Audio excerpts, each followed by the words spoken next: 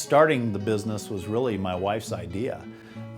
Deb had always been interested in photography growing up, and when we first met back in 1979, it was something that we both had a common interest in.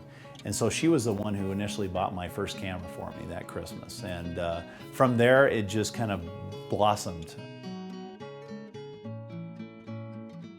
My goal is to bring back the essence of what that country is. And what are people experiencing when they go to France or when they go to Greece, or what is it about that country that makes it that country? And so you try to capture what the essence of that place is. And if people feel like they're there and they feel transported, like they're back there, then I feel like I'm doing my job. I get some tremendous feedback, and it really humbles you, because I'm just a photographer. I go out there and I take the photographs and snap the shutter. But it really brings a more profound feeling to you when you find out the emotions that it drags up from maybe a couple that spent their honeymoon there, or they saw a sunset, or found themselves that day, and they really connect with that photograph. I've had people well up in tears when they're looking at some of the images, and that really, like I said, it makes me do the same, because it makes me feel good that I'm providing some happiness to these people. When you're dealing with landscape, I mean, the light is so crucial.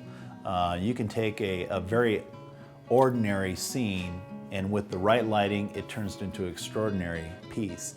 And so, I'm pretty particular about that situation. I don't want to take just a shot just to add to my repertoire. It's got to be something that's special. What is it about this scene, not only that's special, but what's special about that time, that time and place.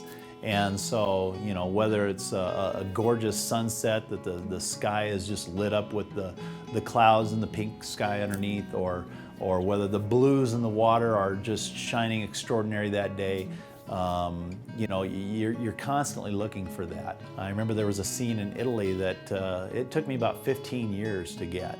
And there was always something wrong with the scene. You had so much to encompass, and it was the Tuscan countryside. And there was this one small village, or house rather, sitting on the edge of this hill, and the rolling hills behind it. And there was so much to encompass in that scene, so everything almost had to be perfect. And without, if this was being torn up, the field over here was not planted with wheat that year, or the vineyards were not greening out, or maybe there was scaffolding all over the building, there was always something wrong with that scene. So yeah, I go back over and over and over again, and I keep a log of the places that I know I need to go back to, because I know the potential that they have, and it's just a matter of time before I capture them. People will ask, this couldn't have happened like this. This has got to be staged. Do you stage your scenes? All those questions get asked quite often. And I say, no, I really don't. Everything you see is the way I've seen it.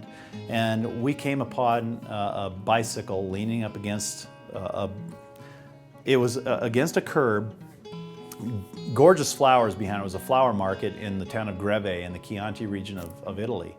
And I thought, wow, this is a neat prop they've got right in front of their flower shop there.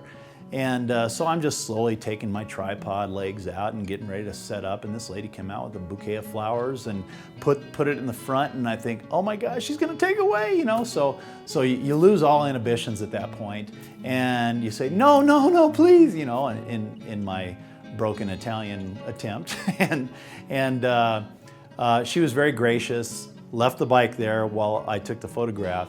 So she's off to the side while I'm shooting this, and it was great that we caught it all on film so people could really see, hey, this is the way I found it. There are certain situations to where, timing is everything, and sometimes you have those situations to where that if you're there at the right time and everything comes together, it works all great. People have said to me at the art shows, they'll see the work and they say, wow, you've been all over the world. And I says, I've only been about this much.